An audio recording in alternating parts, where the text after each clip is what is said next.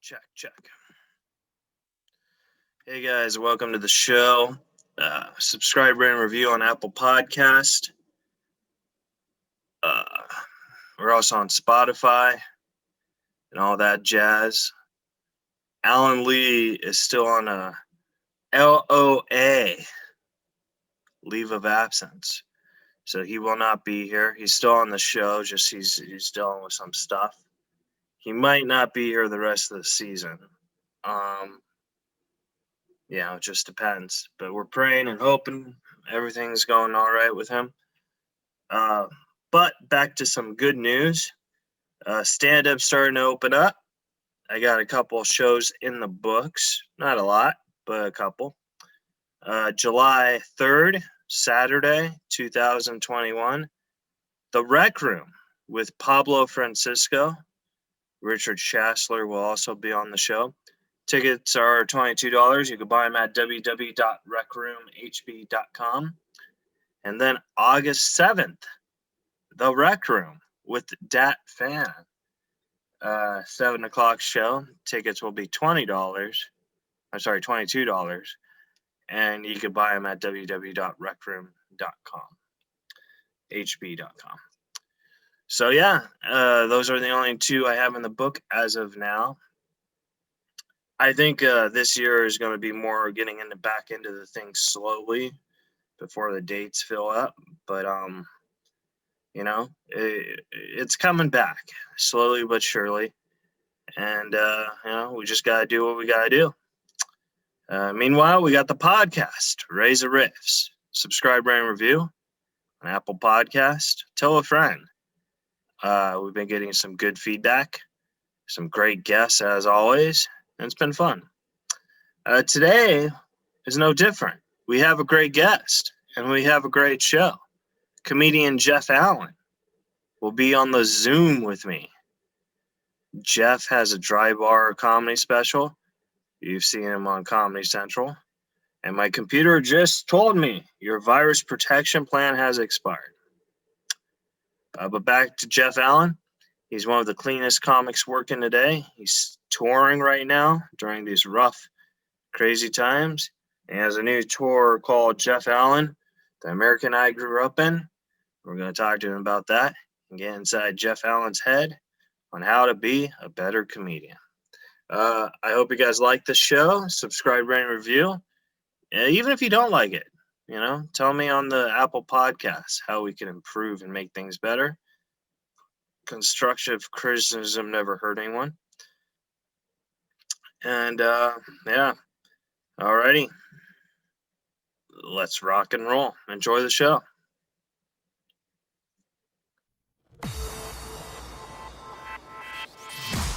You're listening to Reza Riffs with Keith Reza and Alan Lee, right here on LA Talk Radio.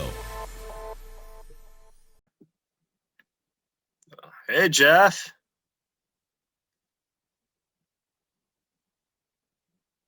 Are you there? I'm about 2 minutes from home. Oh, you want to just call back when you're home? So there you are. Okay. Hey, Jeff. I got you. Hey, you want to call back when you're home so you're safe? Oh, I'm fine. Oh. I used to drive drunk. My God. This is nothing. Okay. I just didn't. I can wait. I was at the dentist and I got halfway home and realized I left my iPad at the dentist. So I had to turn around, which was 25 minutes back the other way. And, anyway, I just called my wife. I said, I'm going to be running through the door. I got to do it in my backyard because my Wi-Fi it's a piece of garbage. I live in the country. So Obama promised rural area Wi-Fi, but he didn't deliver. But he did take away my health care. So that's it. That was the plus. That's kind of like every president in the history. They promise something but don't deliver. Yeah, what a shock. I know. It's amazing to me that people believe him. He said he's gonna, I go, okay, good for you. It doesn't really matter if you're Republican or Democrat. They're all full of crap. No, they hate him. I'm telling you. 16 of the 18 richest counties are Washington, D.C. What does that tell you? That's all you need to know. Yeah. The money just falls out of the truck on the side of the road, and they just pick it up on their way home. That's it. Because like I have Asperger's syndrome, so like one of the things I'm very fascinated about, where I know everything about everything, is presidents. And you ever hear how George Washington never told a lie? Oh, right. Yeah. Well, they say that because the average human lies once every 10 minutes, and George Washington never talked. He probably talked maybe 10 minutes a day. So that's why he had wooden teeth. Get splinters. They were made out of ivory. Yeah, like elephant tusk. And I guess they heard him when he talked.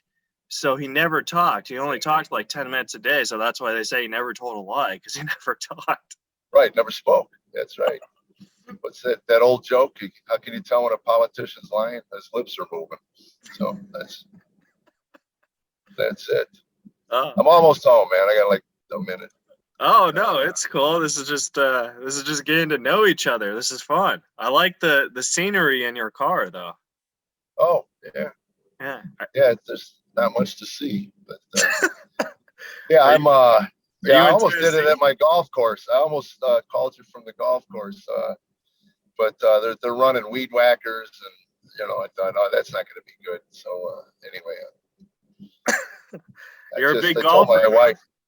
Yeah, I told my wife. I said, I like remember when, I don't know where you grew up, but I grew up in Chicago, where my mother used to clip my mittens to my jacket. So I didn't lose them, and I said, that's what I need. I need electronic clips to just clip everything to my jacket. Here we are. We're home, man. Awesome. Oh, forgot it's garbage day. My wife had to take the trash out. Oh, that's not good. I'm gonna pay the price for that one, man. So I was like my dad. The worst thing that could have happened growing up is come home and the sidewalk was shoveled. Yeah. And I'd go to my brother and I go, tell me you shoveled the sidewalk. And he'd go, no, I thought you did. I go, oh crap, that means Dad did it. And oh my Lord, you talk about guilt, man. Hey, could you pass me the salt? My back is shot from shoveling the walk. Did he ever act like maybe you did do it, but you didn't want to bring it up to him? No, not at all. He was never one to pull any. I said my father used to around like manhole covers, with all the ease of a manhole cover. So he spoke what he thought was the truth. And anyway, can you hear me? Yeah, I can hear you. Yeah. Why can't I hear you now? I just shut the car off. Maybe that's it. Oh. Anyway, let me get outside here. All right. And hopefully we can do this without the Wi-Fi cutting out. Yeah. And where are you at? Are you in Tennessee? Yard. My wife's roses. How's that? I got some headphones I'll put on so that I can hear you better. Oh, cool. Awesome. Oh, boy. All right. Again, I apologize for this. This is very unprofessional. No, this is a podcast. This is supposed to be fun. Try these. Maybe I'll hear you better.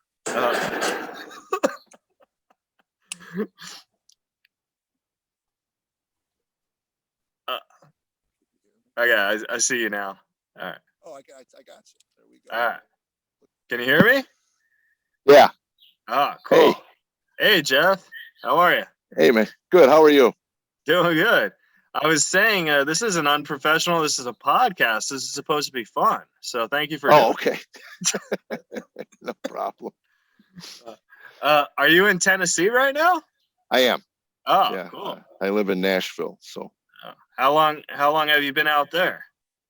Since 97. So 24 years. Oh, nice. It's either 96 or 97. I got I know it's a big music area. How's the comedy out there? Is it pretty popular? Oh, it's great. It's great. There's a matter of fact, a lot of bigger names are coming here. I guess Kathleen Madigan is here. Ralphie May was, and then he passed. But and then Theo Von, I heard, was moving here. Oh, really? Yeah. Nate Bargatze's here. Oh, I'm trying to remember. John Christ. There's a number, and Zanies is running 7 nights a week. Yeah. It's really kind of cool. They started this thing called Material Month. All the gals that are in town not doing anything, they show up and they work their new stuff. So and they're running pretty good crowds there. So it's kind of fun. It's kind of an open mic night for headliners. So it's fun. Yeah. And then you're there too. So you probably. I am. Yeah. I don't get down there much. It's 35-minute drive, and you have to get out of pajamas and go somewhere. That's a lot of work, man. Yeah. So you started. Here's a question I had, because I've only interviewed like 2 or 3 comics that started in the 70s before the boom, and then in the boom, and then after the boom. So I wanted to see, like, wow, what was the comedy experiences like in your perspective from those different areas? Well, it's really more of an age thing than obviously, when it exploded, there was really more clubs than there were comics. So I always said I got to make a few bucks and be bad at something. Yeah. Until I learned some craft. That's the big difference today. Yeah. Is that there's just not a place for guys. You gotta work your tail off a lot harder than I had to develop stage time, to get stage time. Yeah. The clubs even now, they don't hire you for a week. They'll I go in on a Monday or Tuesday. I go in on a Monday or Tuesday, and we may use a local guy. Sometimes I don't use an opener act at all. I just go up and do an hour and a half and go home. So that's the biggest difference, is how do you get stage time? I get emails from guys all over what's your best advice? Well, get on stage. That's the best advice. I mean, I can't. I don't know your voice. All that stuff develops with time. Yeah. So that's the big difference. Is just trying as starting out is just it's a lot of big difference than when I did. I feel like right now it's a terrible time if you're just a stand-up, because like I look at you and I know you just as a stand-up. Like I don't know any of the movies you've done. I just know your stand-up. You know what I mean? And that's that's pretty much all I've done. Yeah. But that's all I ever wanted to do. It's all I ever wanted to do. I love stand-up comedy. I love the craft. Yeah. Like my favorite comedians are the ones that you just know on stand-up. You know what I mean? Like, because that's what I love. And that's what I want to do. But like, it's hard now with all these YouTubers, because like they could have a million views, and then they could get on stand-up and not know what they're doing. You know what I mean? Right. That I did a corporate show with one of those. Was it awkward? I didn't know. I had never heard of the person, and my wife goes, "Oh, I think I know that person." So she looks her up on the YouTube, and I looked at it and I went, "Okay, this will be interesting." So anyway, I opened. I did 40, 45, and I got done, and I watched about 5 minutes, and that was probably it. That's they shot their load, and but again, all they care about is putting rear ends into seats and people paying the money, and they don't care. It's your career. I mean, if you want to go up unprepared, I remember years ago, we had some guys that came off of sitcoms that were not developed as stand-ups, but again, comedy was king. So, and they could put people in. So we had I was living in Boston at the time, so we had an open forum for them, and within 2 days they were opening the show and we were closing the show. Just because they were they just didn't have the stage time and the preparation. Now I know you used to work a lot with Larry Miller. I was wondering, what was that like? Because I love. Oh my gosh, it's been years. I'll tell you, it was funny. He gave me one of the best pieces of advice. I was drinking at that time really heavy, and basically my day consisted of this. I'd drink until 4 or 5 in the morning, then I'd sleep till 1 or 2 in the afternoon, And then I'd order a pizza and then get in the shower, and then Domino's would drop it off at the front door. And then I'd eat 3 slices and then I'd go to work. And after a few days, I said to Larry, I go, man, I love your stuff, man. It's just so sharp and so, together. And I go, I wish I could write stuff like that. He goes, well, you might want to get off the couch. I go, what do you mean? He goes, well, based on what I've seen, you like to talk about your life and things in it. And from what I've seen, your life is basically just sitting on the couch and sleeping. Maybe you should go to the mall. I don't know. Maybe you should go out and eat at a restaurant. Maybe it'll give you some ideas. And he was right. I mean, when you do a little soul searching, you go, you know what? I really don't have much of a life when you come to think of it. But so that was a nice piece of advice. And to give you an idea what kind of guy Larry is, it was probably 10 or 15 years later, my wife and I were in New York. And we were just there to see some plays. And he was co-starring in one of Neil Simon's plays on Broadway. And I reached out and just reminded him we worked together, blah, blah, blah. Not only did he set up tickets, which I wasn't looking for, I just wanted to say hi. Yeah. But he brought us backstage, got them cast stuff. And anyway, just a really, really class guy. Yeah. He's one of my favorite comics. When I interviewed him, I embarrassed myself tremendously. Well, good for you. It's a good part of life. I'll tell you what, he's one of the best technicians that I'd ever seen. He's an amazing storyteller. Storyteller. Yeah. So so you changed your day from waking up till 1 p.m. to 11 a.m., right? Because you need those 2 hours to go. So I had to get to the mall. Yeah, wait for it to open. Yeah, it's funny. I was working. This is again another life. I got booked for 2 weeks at a strip club in Atlanta. Oh, nice. And, and I was using heavy at that point. So it was like 5, 6, 7 in the morning when I'd get back to the apartment. And the audience, I mean, by the end of the 2 weeks, no lie, I was sitting on a stool reading out of a joke book I bought at the mall. I did one. I'm sorry. I was gonna say I did one gig in Vegas at a strip club, and it was so awkward. Where I wish I had a joke book because they weren't there to see comedy. They were seeing not at all. I mean, I opened the show with I'd come out and I'd go, I heard you out here. I heard you. Get rid of these naked women. Bring out the comic. I heard you. I'm here. And they go, no, we hate you. So that was it. So anyway, the guy's paying me. And he said, I'd like to book you for 14 weeks in Lauderdale and 14 weeks in Atlanta. And I go, are you kidding me? They hate me. He goes, yeah, but they stay. Everybody else, they get up, they leave. You keep them here. I go, no, I'll be dead of cirrhosis.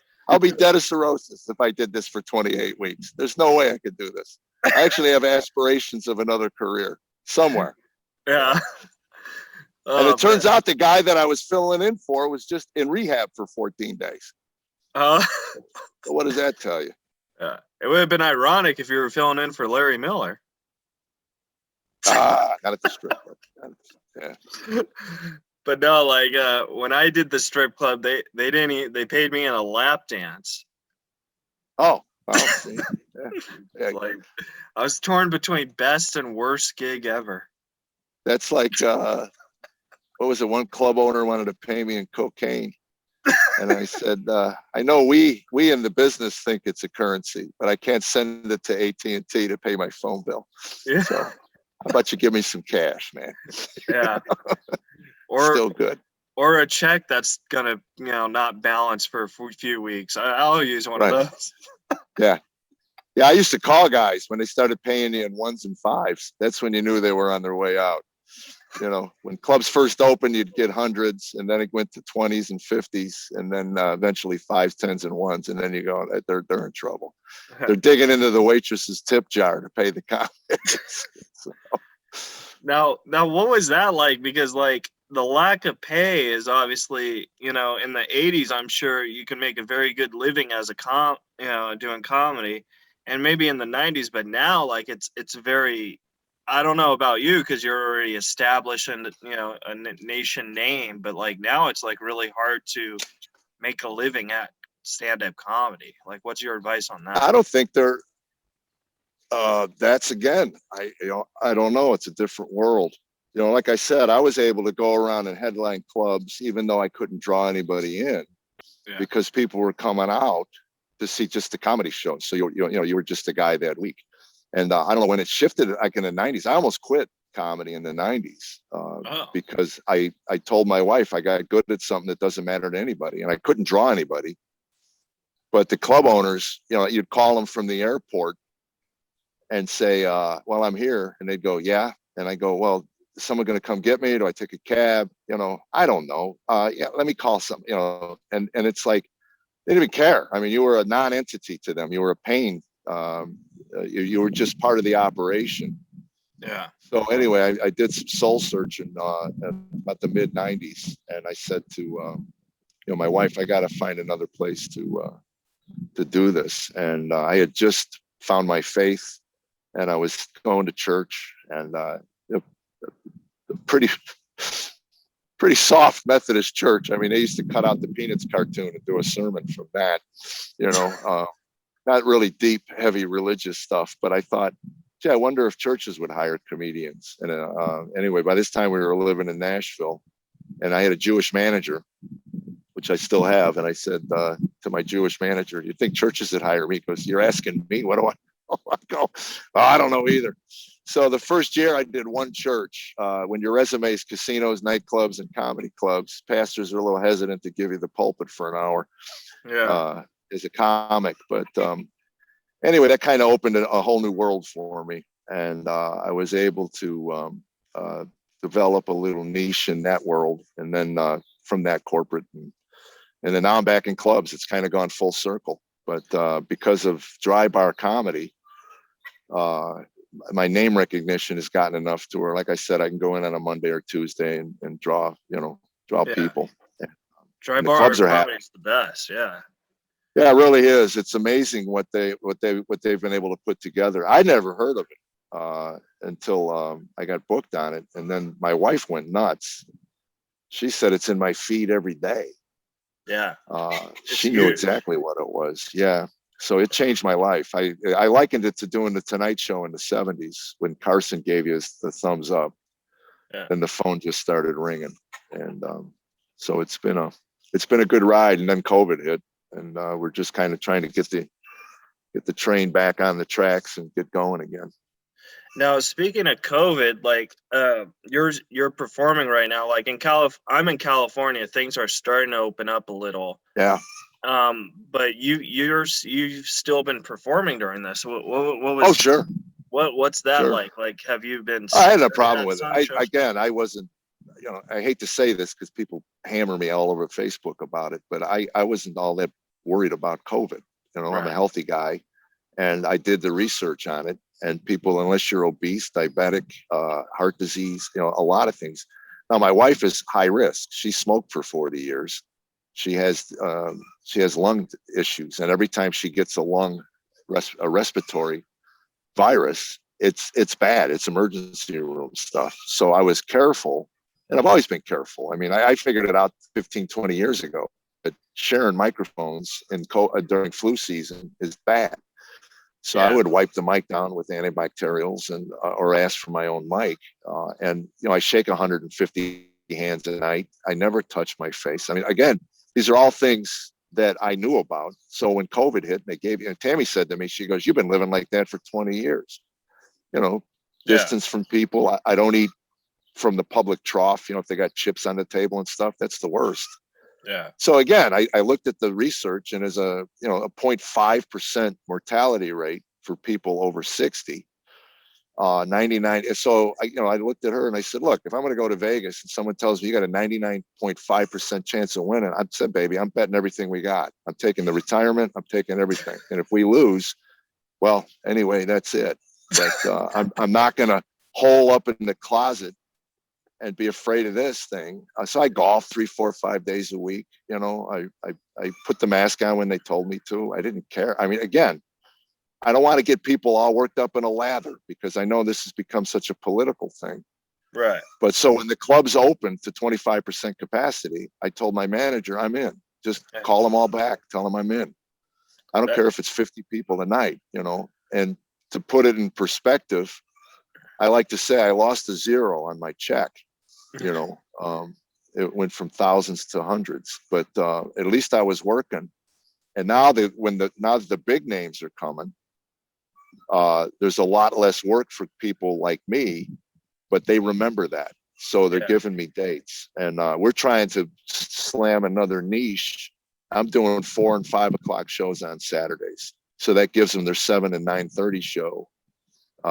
So they can do me at 4 or 5, and they can bring in another guy at 7 and 9:30 or whatever, you know, and my audience is coming out at 4 and 5. They're this will shock you, but they're relatively old. Yeah. So 5 o'clock is perfect, man. They can watch the show, they can go to dinner and go home, you know, and it's pretty cool. One of my best friends is Bobby Slayton. I call him. I call him Grandpa Bobby. And when this happened, he's like, "Well, clubs are only allowing 25% capacity, so it's back in the '90s. I'm selling out." Right, exactly. That's what I said to a guy yesterday. I think I said I was talking to Marty Rowe from Diamond Rio at the golf course, and I said, "Now you guys are huge." I said, "Me, you know, 125 people now is a sellout, and I'm packing. I'm 4-walling rooms, baby." Yeah, I mean, I would say, I mean, I know it's a very serious disease, but I would agree with you. Like, I'm only scared of doing the meet and greets. I'm not scared of performing. You know what I mean? Because right. And again, everybody has their own level of comfort. Yeah. And I've been vaccinated, so I you know, again, I want to tell people, if I'm immune, I want to live like I'm immune. So I wasn't doing a lot of the meet and greet. If people asked, will you take a picture? I go, sure. And they put their arm around me, and, you know, we take a picture. But I wasn't standing in the lobby up until, you know, until I got vaccinated, you know. And I told Tam, I said, either the darn thing works or it doesn't. But if I'm vaccinated, I'm going to live like I'm immune, and I am, from COVID. You know, it doesn't mean I'm not going to get the flu or sore throats or sinus infections, which I get every year. But is it because I was just out in California? I was just out in Pasadena, and it's like a ghost town there. It was scary. Yeah, I know you were supposed to do Brea. I wanted to go, but I think it got rescheduled, right? Yeah, everything. We had a sellout at Irvine, and we were scheduled to do it again like 2 different times, and then now it's I don't know where, you know, it's up in the air. Yeah, Irvine. I had a gig in Irvine because the first time they actually gave me a headlining gig, then COVID happened, and now like I'm waiting like 7 months for my rescheduled date, and I don't know if I'll get it anytime soon, because I think they want to bring in the big names to get the money that they missed. Well, I mean, it's, again, that's the catch-22 is, you know, if you can't bring people in, then they're just not going to bring you in. You know, they don't have any days. I know Zanies is running, you know, headliners 6 nights a week now. The Monday is the open mic thing, but Tuesday through Rodney Carrington just went in and sold out 9 shows in 4 nights. Do you ever go to the open mics to look at the new talent to see, like, or is no? But I do a writer's night at my house on Mondays once a month. The next one's Monday, May 17th, and we get between 6 and 8 people. They're younger comics, handful of Christian comics, and we just talk about bits we're working on, and, you know, it's just nice to be part of a creative community, and I was missing that. So I just put it out there. I just said, hey, look, I'm going to start these Monday nights. You want to come to my house? We'll sit around the table. My wife will make a dessert. And, we'll just kind of keep each other abreast of what's going on. And, you know, so it's worked out nice. It's fun.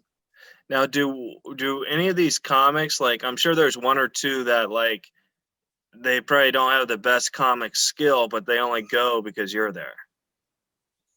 Oh, I don't know. There was a couple I know that, like, when they came in, that said they were huge fans, but they have skills, and we're again, we're all at different levels. Yeah. I've been able to use a couple of them to open for me. Oh, that's awesome. It worked out great. And what I'm going to start doing is finding out around the country where, because I've been having a lot of people reach out. We've had people drive in from Michigan for the Monday night. And one guy drives from Cincinnati once a month. He drives 5 hours down to do it. And see, that's what I'm talking about. That, like, if I was given an opportunity to have a writing session with a comic that I admired and respected, I would totally do it, even if it's like 5-6 hours away. Yeah, well, that's what again, I respect that, because that's what I would do. You know, there was a guy, I'm sure you heard of him, Dusty Slay. I love Dusty. Yeah, Dusty used to drive 8 hours to do a $20 gig. You know, and I had nothing but respect for Dusty, man. His work ethic is as good as anybody's. And he came a couple Mondays. We try to get any local guys that are hanging around to come in and talk to everybody and give them the process, how they write, what they do to put things together and stuff. Rick Roberts was here last session. I love Rick. Does Brad Stein ever come in? Yeah, I'm trying to get him. He called me a couple of weeks ago. He wants me to meet somebody here, I guess.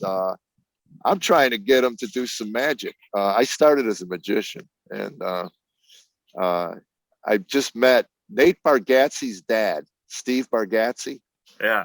Is one of the funniest human beings you ever meet, man. This guy on stage, he's one of those, he's a magician, and he's a world-class magician.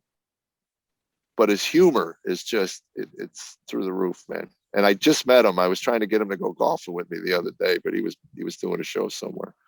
But now when you golfed, have you ever like done a celebrity golfing thing where you're the celebrity? Like what? Yeah, people come out and they go, I wonder who our celebrity is. That's how he's good. And you got to tell them, well, you got the short straw, man. I'm your. And then they look at me and they go, should we know you? I go, no, unless you watch Dry Bar, you probably would never. And then they go, what's Dry Bar? I go, that explains everything right there. But it's fun, actually. I enjoy myself and I'm engaged. And by the end of it, they're telling their boss and people, we want him next time, Yeah. And not only that, I'm a fairly good golfer. So that helps. Yeah, you seem like you're a great golfer. I know nothing about golf. I just my only experience with the golf is my uncle does a celebrity golf thing every year, and he has me volunteer to protect one of the celebrities or whatever. And like I protected David Spade one year. I protected Chong the other year. Oh, Tommy Chong golf. Yeah, he's terrible. Oh, wow. And I would imagine. Yeah. He's actually kind of funny because probably a little impaired, Yeah, but who's his partner? Cheech, right? Cheech, yeah. Cheech was in the that movie. Tommy. Cup. Yeah. So like was in a golf movie. So like I'm driving Tommy Chong and we go right by Cheech because he was in the tournament too, and he's like, let's just steal his car. So like Tommy's driving one golf cart, I'm driving Cheech's, and it was just like it's fun, but like I was there mostly to hang out and play jokes on people, but people take golf very seriously, Oh, I'd love to spend a day with Tommy Chong, man. I grew up listening to those guys. Yeah. What's the Dave? Dave. Have you ever? I'm surprised somebody hasn't done that. With the technology we have today, it would be so easy to do that type of stuff, a sketch comedy with another guy or girl. Yeah. Yeah. But, I loved it. I grew up on that. Now I have a question. Have you ever gotten a hole in one? And if so, how many? I've had 7 or 8, I think. Oh, what's the feeling when you get one of those? Like, what's that like? It's a cool feeling. It's like anytime you hole a shot out, it's great, but it's luck. I mean, it's, of course, Lee Trevino had the best line I ever heard. He made a hole in one. He goes, I don't know why everybody's so excited. I was aiming there, So yeah, he's right. I guess you're right. There should be more, because that's where you're aiming. But nah, it's a good feeling. The first one I ever got was with I was on my bachelor party, which was 4 people. We were a foursome. That was my bachelor party. I wanted to go golfing with 3 of my best buddies, and trashed out of my mind. Anything before 1987 will begin with I was trashed out of my mind. Any story. So I was trashed, and I made a hole in one. My scorecard read 13, 11, 1. And they didn't believe me in the pro shot. I came in, I fell out of the cart. I was just so excited, Yeah. Yeah. It's kind of like bowling. The less numbers mean you're good, right? Yeah. Hang on a second. My wife just informed us we have 10 new baby chickens. Whoa. We have chickens. So, by the way, could you give me a bottle of water, man? Geez, not. We had a broody chicken, which she just started sitting on the eggs, and Tammy normally lifts the broody one off and takes the eggs away, and then we eat them. But this time she decided to let her sit. So anyway, she just came out and told me we had 10 new babies. Oh, wow. Well, that's cool because you never have to go to the store to get eggs, right? No, we never. We got more than we know what to do with. We give them away. I want to be your neighbor, man, because eggs are like pricey. No, you don't. I hit your house with golf balls.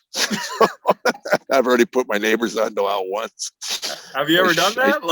Yeah, I shanked it about 70 yards offline and just smash. It's like, and you go back to like when you're 9, you want to just take off running, but like I live here. Yeah. And the fact that there's a golf ball, I think they'd put it together since there's no other house around. I think it wouldn't take Columbo to put it together. Let me just put it to you that way. So you suck it up, you walk over and you say, I'll pay for it. I wanted to ask you about. Hang on. No worries. I downstairs. No, don't worry about it. This is fine. This is fine, isn't it? It's not shaking or anything, right? No, this is great, and we're almost wrapping up. I just have 2 or 3 more questions, and then. Okay. Yeah, but I wanted to ask you about your dry ice experience because I also have a terrible dry ice experience. Oh yeah. Yeah. So how long did it hurt you for? Didn't it break into your eyes or something with the dry ice? Yeah. No, I don't. I thought you put it in a jar and the jar blew up in your eye or something. Oh, the glass. Yeah, that was someone told me that if you put dry ice in a ball jar, and then the line was, but picking shards of glass out of my forehead. That was when my father said to me, he goes, so let me understand this. They tell you it's going to blow up and you sat there staring at it till it blew up. I go, yeah, pretty much. And that's when he punched me. No, but he didn't punch me. He just, right. My father, again, he goes, you're a moron. You're an absolute idiot. I mean, I heard that a lot, but, but yeah, that was, gosh, I was 12, 11. Wow. Yeah. Because it was a while ago, but I never did it again. See, that's the sign of stupidity. It's when you do it again. That's when you're really stupid. Experimenting, again, I used to say that about, I don't know if you heard this one, but it was, they put warnings on aerosol cans. Oh yeah. That they'll explode. So you could just see light bulbs popping up on 12-year-old boys' heads, it'll explode. Well, we got to check this out. So why put the warning on? I mean, it's going to kill kids. That's what it does. That's what the warning should say. Kill kids. Yeah, I don't know an adult that's going to read that and go, gee, I was just ready to put my head in an oven and shave. I don't know. I was ready to start a bonfire and go down there and put my can in. But a 12-year-old goes, huh. Yeah. I don't know if I should believe them or not. I got to check this out. The warning says kill kids, but a 12-year-old reads, this is fun. Right. Fun. Well, that's it. It's just another adult trying to ruin my good time. That's what it is. I used to say that about pool rules. They should just put no fun. If you're thinking of doing it and you're under 15, don't do it. It's against the rules. That's it. If you think it'll be fun and you're under 15, it's not. It's against the rules. Yeah. That's probably why they started slapping danger on everything. You know what I mean? Yeah. And now it's like, I mean, putting masks on our rear ends to go to the bathroom in public. Yeah. Like my dry ice experience was I got dared when I was 16 to put my hand on dry ice for 30 seconds. And I did it. No. Yeah. And 2 days later, no, it was like seconds later, like half my hand literally came off. And it was the worst. Anyways, it took like 6 weeks to heal. It's pretty Did you bad. do it again? Well, see, that's when I healed. I thought I could do it again because, like, I was like, "Yeah, there's no way it could come off." So you're twice. immune to it. It's you had the serology test that you know. Sure. Yeah, there's no cure for stupid, man. That's it. Turns out it does come off twice for the folks listening. Yes. Yeah. Hey, if you run your head into a brick wall at full speed, you'll get a concussion. But you might want to try that out just to see if I'm telling you the truth. Then it'd be like, make sure you do it. You could still get a concussion even if you wear a helmet and do it. You know what I mean? Yeah, that's true. That's true. Yeah. We didn't have helmets growing up. How did we survive? I don't know. Did you guys even have bike license? Like, when you ride a bike, like police officers say you need a bike license, and it's like no. Do they have that now? Yeah, it's like it's so odd because it's like if someone steals your bike, you're like, I don't even know my bike license. Why don't they just in California just tell the government what your bank account number is, and they can just take what they need to run the state? Are you kidding me? You charge a bike license to a 12-year-old, 11-year-old? Oh my Lord. I know. We had safety things. I remember you could take a class at grade school, and you hold your arm up to make a right turn, you stick your arm out to make a left turn, and then stop. See, that's again, I remember this from bike class when I was in grade school, but we never had to have a license. Yeah. And then my last question for you is you've done a lot of interviews, and I wanted to ask you, is it easier being interviewed by another comic or just like a regular dude? Oh, probably another comic, because at least you kind of get an idea of what they're interested in. I used to do interviews, and this is a slam. Someone would go, "So, Jeff, you're a comedian, right?" And I go, "I am." They go, "Well, give us a zinger," and there'd be this long, awkward pause. And then I would do something like, about my wife, and they'd go, "Oh, that's kind of mean,"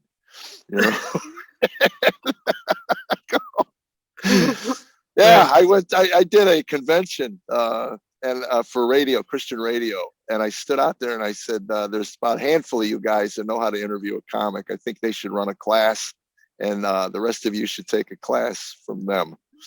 On how to interview a comic. They're jokes, man. That's it. Just set us up, let us run, and then hang up. That's just it.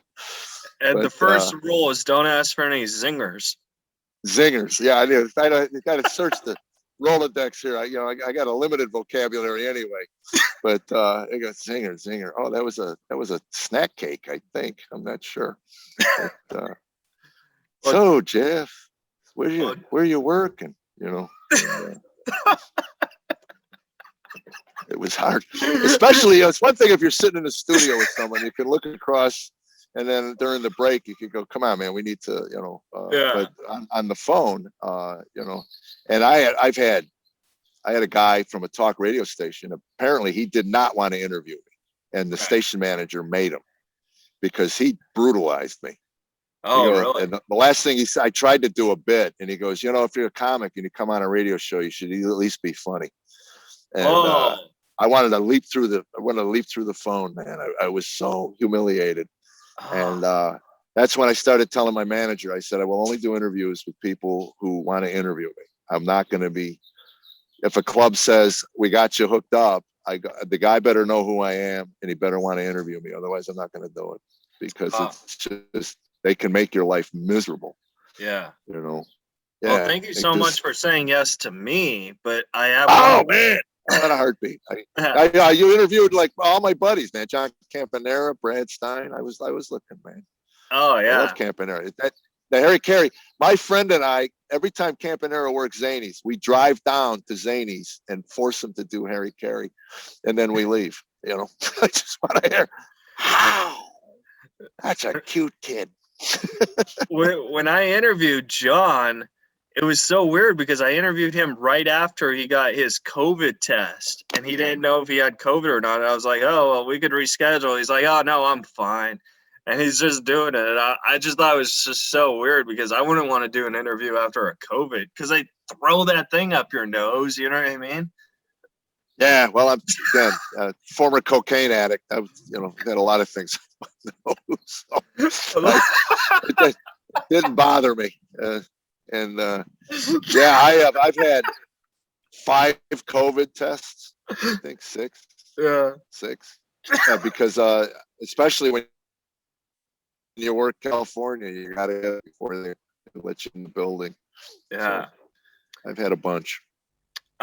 But no, the last question I had was actually it's a real zinger because you actually just brought it up. Why do you think that a lot of comics, because I'm guilty of this as well, but why do you think comics get so hurt by saying you're not funny? You know what I mean? Well, again, I've had it online with people. That's the big slam. You know? Okay, yeah, because it's like. And I go, let's see. There's 6 billion people that inhabit Earth, and not all of them think I'm funny. Yeah. That comes as a shock.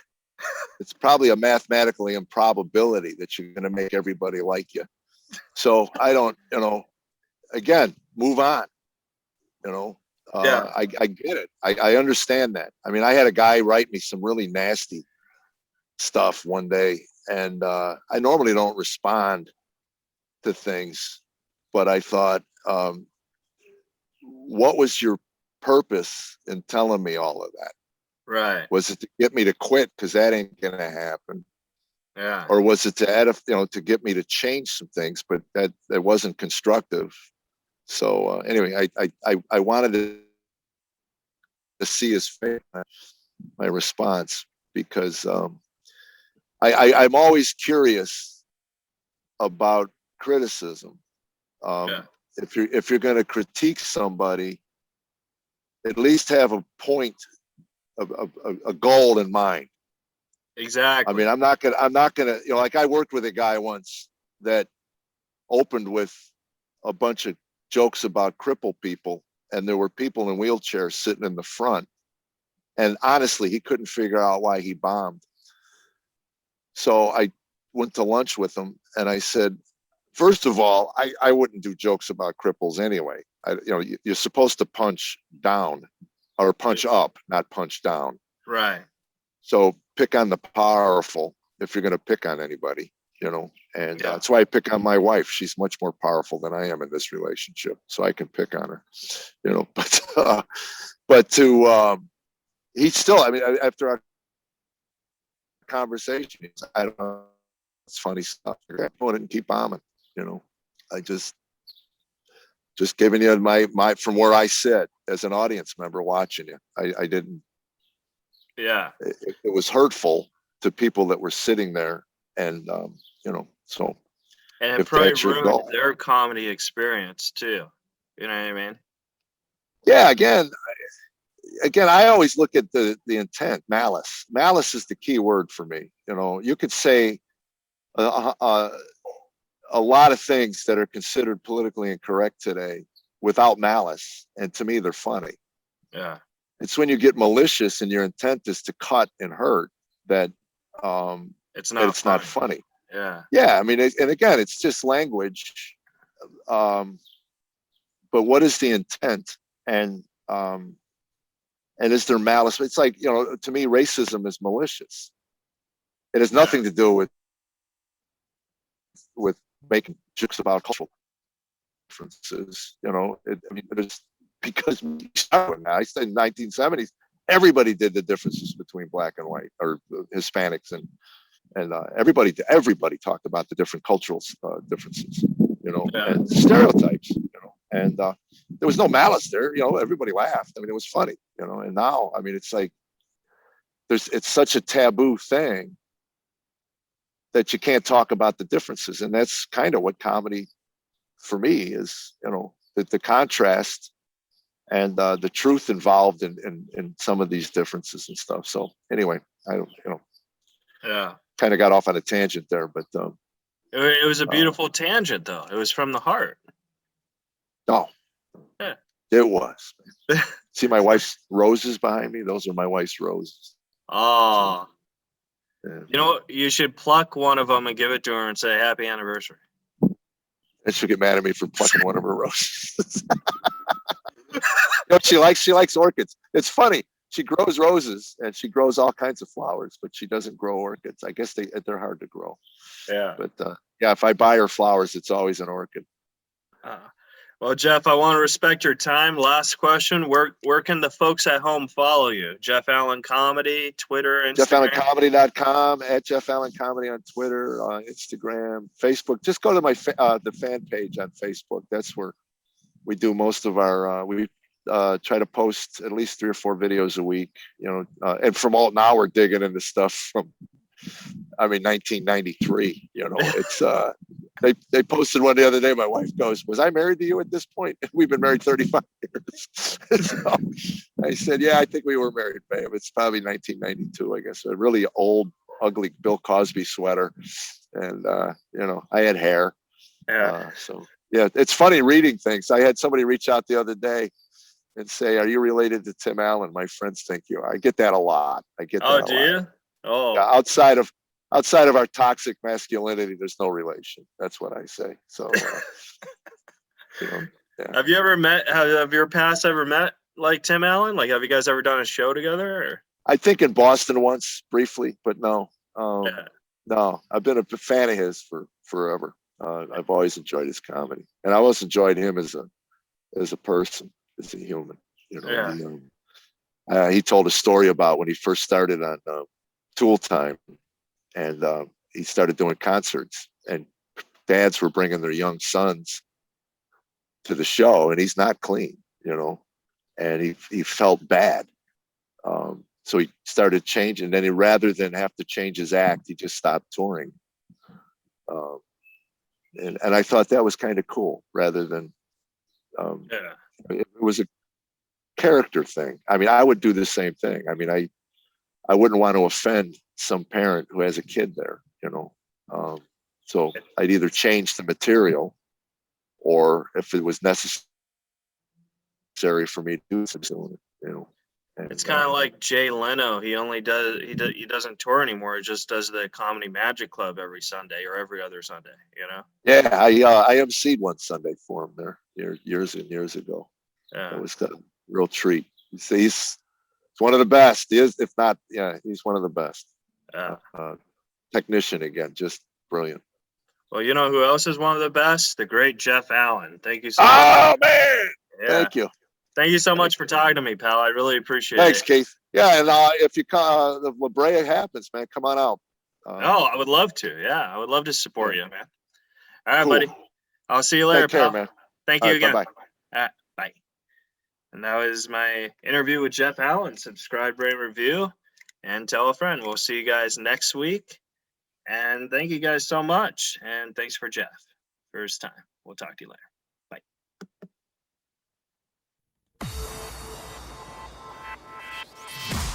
You're listening to Reza Riffs with Keith Reza and Alan Lee, right here on LA Talk Radio.